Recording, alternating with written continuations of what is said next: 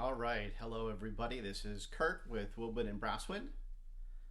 Welcome to a little bit of live streaming. I'm going to talk a little bit this afternoon about some of the practice tips that I've come across that you can use your home recording studio with. So as a wind instrument player, some of the tools and technologies for home recording have been a little bit out of reach, typically for wind players. But now the technology is such that I can do so much with just kind of a basic laptop, some software, in terms of home recording, even though I'm a trombone player. And one of the great parts about this technology is it allows me to be a little bit more efficient, maybe a little more effective with some of my practicing. And so today I'd like to share with you some kind of tips and tools that I like to use my home recording setup for, specifically though to help enhance my practicing. Certainly, like a lot of musicians, we've got a fair amount of time on our hands to do some more practicing now, and this is one way to make a little bit more effective use for this practicing. And just to give you kind of a little bit of a rundown of some of the tools that I'm going to use to demonstrate this, I'm just running a basic MacBook Pro here as my kind of home recording setup, running Studio One software by PreSonus. Really love PreSonus stuff. I've got an Novation Launchpad, which triggers some loops. We'll talk about that in just a little bit, and that triggers through Ableton Live. Love that product, super easy to use. And then just a basic Sterling audio microphone going into my PreSonus interface. I am wearing some in-ear monitors so that I can hear the background tracks, and that mixes together to go into the feed here. So the first thing I want to talk about, utilizing my home recording setup for practicing, is just my basic warm-up routine. So one of the key warm-up studies on trombone, anybody that was a trombone player in college certainly learned this Remington warm-up. Whole notes starting B flat to A, then B flat to A flat. That gets a little bit boring to play. So when I do this, I like to put a rhythmic background to the warm-up. And that helps me do two things. It helps me, number one, not shortchange the note values so that I'm holding full whole notes, but also it helps me then to critically listen to different parts of the groove. So I like to have a little kind of conga and sand block groove that I'm playing to, and I can then, while I'm playing the whole notes, then listen to different parts of the groove to make sure I'm staying in tempo with that. So again, in a musical setting, we're listening to all sorts of different things, and this is one good way to train my ears to do that, even though I'm just warming up. All right. We'll get the groove going a little bit here. So you can kind of hear the little conga background. Well, it's like a little cowbell and kind of sand block. So I'll use that as a background for my whole note warm up, like this.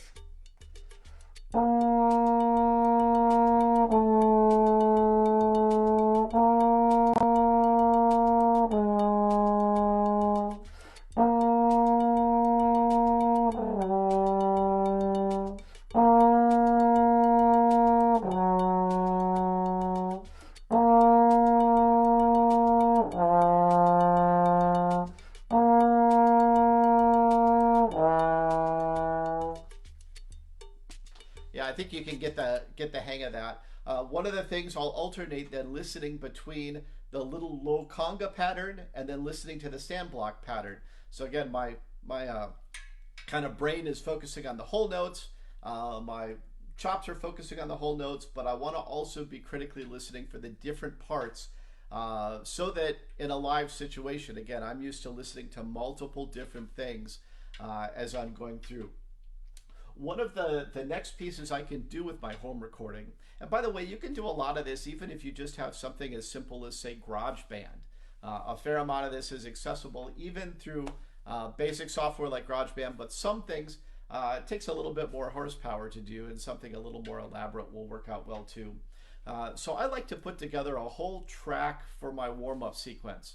So again, important on some of these warm-ups that I'm not shortchanging myself, either the full value of the note or not shortchanging maybe the amount of warm-up I'm doing. So I actually might take that Remington warm-up and build a whole 3-minute track of that with the rhythm pattern, perhaps with a chord structure that goes underneath that. again, to help kind of isolate the sound, get my ears listening, and so that I don't shortchange any of the warm-up. I might build a whole track, and then I know, okay, this is 5 minutes, and then I'm going to do this part of my warm-up, and this is going to be 5 minutes, and then I'm going to do this part of my warm-up, and this is going to be another 5 minutes. And if I'm playing along to the track, I actually don't have to think about, okay, how much longer do I need to play? How much longer is this exercise? I'm just going to keep going through what I've preset as my warm-up exercise. So first of all, using a rhythm background to warm up. Second tip, using a track, maybe record a track with chords or the rhythm to isolate different parts of my warm-up. All right, so now I've done a little bit of warming up. I want to get into doing a little bit of practicing of something.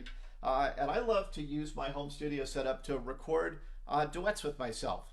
So playing duets with other people is great. If you don't have that opportunity right now, use a track, record a track, and play duets with yourself. So I've got this Hal Leonard book of great jazz duets. Just happened to have in the house.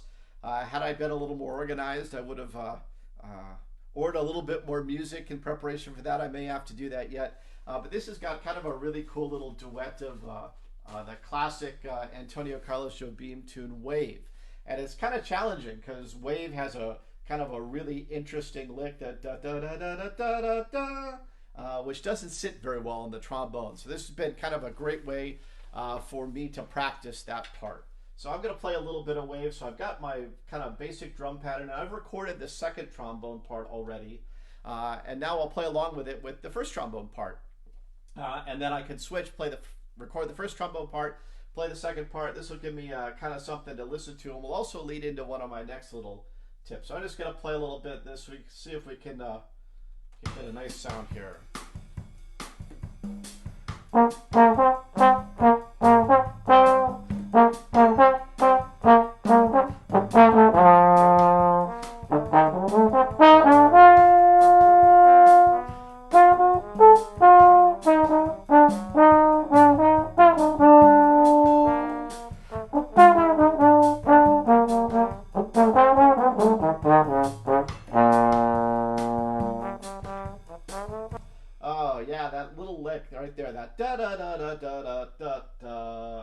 I've got a little loop set to that part because that actually doesn't lay very well on the trombone. It's like a G flat 9 chord.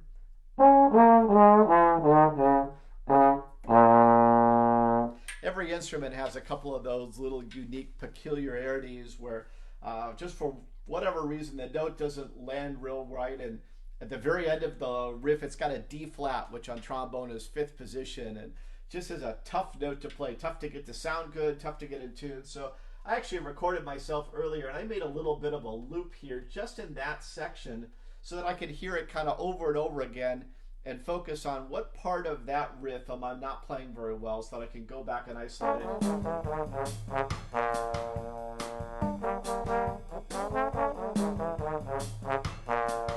Yeah, you hear the two parts aren't quite together. So within the software, I can set up a loop to isolate maybe a section that I want to work on a little bit more. And that's a particularly tough one. The second part and the first part have to line up really close, and it just doesn't lay very well on the trombone. I could also use the software to slow down the two parts that I had played so that I could play it slower and isolate the notes.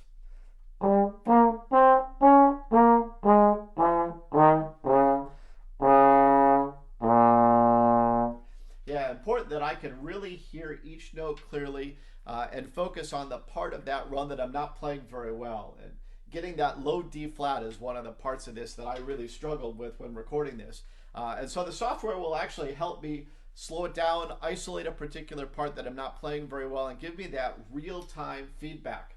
I know oftentimes it's talked about recording your practice sessions, and this is a really great way to kind of take that into practice without, say, using your phone to record something or a handheld recorder. I'm recording it right into the software, and I can really go back and critically listen to that part. All right, so now we've played a little bit of duets with ourselves. We've done some of the warm-up exercises. Maybe we've gone through one of our tracks. I'm going to take some time maybe and do something that might be a little bit more fun and kind of help work on maybe a composition I'm working on. And so a lot of the software will have some really cool effects built in. Yeah, you can hear the echo a little bit in the mic. Here, we'll turn that off for just a second. So maybe I'm working on a particular composition or a riff that I'm kind of playing, and I want to develop that a little bit. And I could use something like a long delay, or maybe a chorus, or a flanger, or some of the cool built-in effects in the software to really kind of stimulate my mind and get my creativity flowing. So I'm gonna play a little bit with this delay. I think you can kind of get the idea using kind of these short riffs. One of the other side benefits, especially with a delay, is you get the immediate feedback of how well did I just play that. So if I maybe chipped a note, it comes right back at your face that, hey, you just chipped that note. Really focus on getting that nice and clean.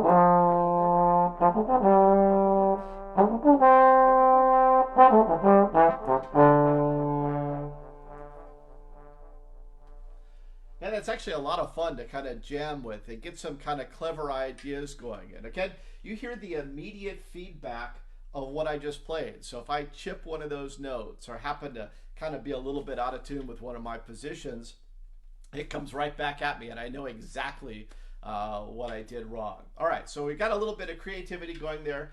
One of the things that is real common for jazz players to want to do is to transcribe a solo. Listening to maybe a classic jazz recording and seeing if you can either write it out or learn it by rote, and to pick up some of those lines that maybe a famous jazz trumpet player will play.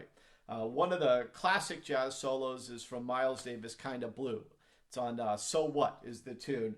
And Miles plays just this beautiful solo. First two choruses are something that just about every jazz musician sooner or later learns. And so I wanted to pick that up on trombone and just kind of get a sense for how Miles is approaching this harmonically by learning that solo myself. But you know what? The first chorus is pretty easy. It's all in D minor. And then he plays this kind of riff that's a little bit outside the key signature that I just can't quite pick up in real time. So the software will actually, I can take that recording and slow it down, but instead of changing the pitch, it just slows the tempo down. In the old days, any of you that were doing this with cassette recorders or reel-to-reel, when you'd slow the tempo down, it would actually take the pitch and slow it down. But with the software in your home studio, you can actually just slow down the clip to make the tempo go slower without changing the pitch. Here you can just hear a little bit of this. We'll just unmute that.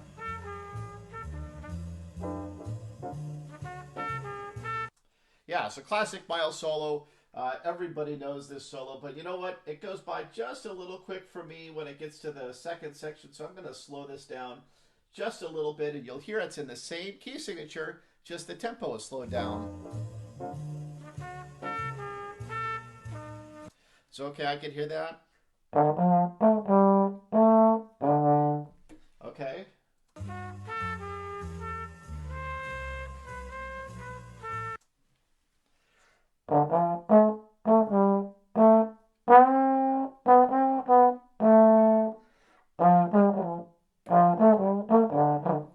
Yeah, so you can hear it. Yeah, you can hear it go by slowly. It's also really interesting at this tempo, at this slower tempo, to really key in to the phrasing that Miles is using here, how he's kind of leaning into that note and how he might be trailing off on another note. Just really kind of another great way to critically listen within your practice routine. So I use that quite a bit if I'm working on transcribing a solo, especially something that goes by really fast. I'll create a little loop, I'll work on playing with it, then I'll work on writing it down. And your home recording software is a great way to use that in your practice session. One of the other things that I love to do when I'm working on, say, working on improvising in a key that's maybe not that comfortable for me. So as trombone players, playing in any kind of sharp key becomes a little bit more problematic. We're not used to playing in G or A or D quite as much. And so I like to practice maybe a little bit of improvisation, or maybe just practice some scale patterns, but in a particular key with some background tracks in that key. And so one of the really cool things that this program called Ableton Live does is it has all sorts of built-in loops. And with my little Novation Launchpad controller, I can assign different loops to my little grid. And so I can have a bass part in the key of G going, and then maybe a guitar part in the key of G, and then add a drum part to that. Just really effective way to do that. So I'm going to kind of demonstrate something. I got a couple little phrases built in. I've got a kind of a guitar riff in the key of G, and then another little funk piece in G minor. And I can alternate between those, again, just to kind of get me practicing maybe in an area that I feel like I need to work on. Here's G major.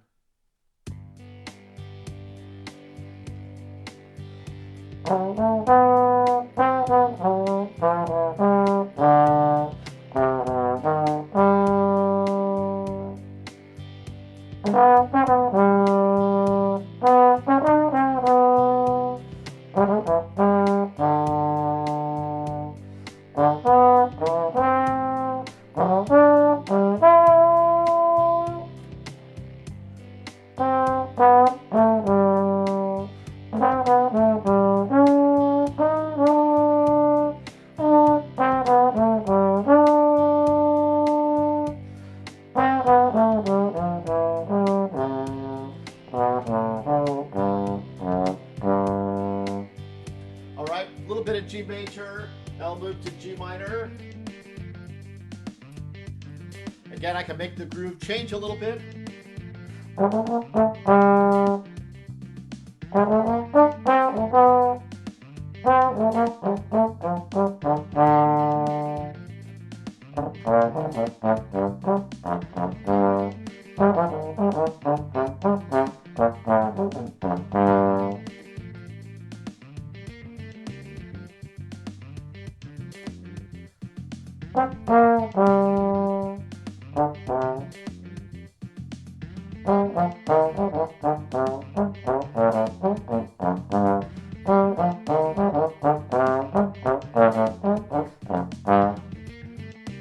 Yeah, I think you can get the idea. So a couple little grooves that I was kind of working on earlier today, trying to see if I could develop that theme just a little bit. And again, the loops will just play kind of indefinitely. They'll go on and on and on. And any key I want to play in, maybe I want to do a little bit of practicing tomorrow in A, maybe the next day in the key of B. Again, just to kind of keep me moving around in different areas, practicing areas maybe that aren't quite as comfortable for me. So we've talked about some warm-up ways you can use your home studio recording. Maybe set up a track for a particular warm-up. We talked about recording yourself to play some duets. Again, great critical way to listen to certain parts of your playing. Talk about areas where you need to maybe improve on. For me, it's that low D flat in the wave example I played with. Some fun way to kind of stimulate some creativity using effects. So I had a kind of a nice long delay that I played with. Was really kind of a fun way to both work on my articulation. Here's some great feedback, as well as creatively see what I can come up with. Improvising a little bit. We talked about slowing down a track to transcribe a solo. Another great way to use your home recording setup. Always great practice to work on transcribing solos.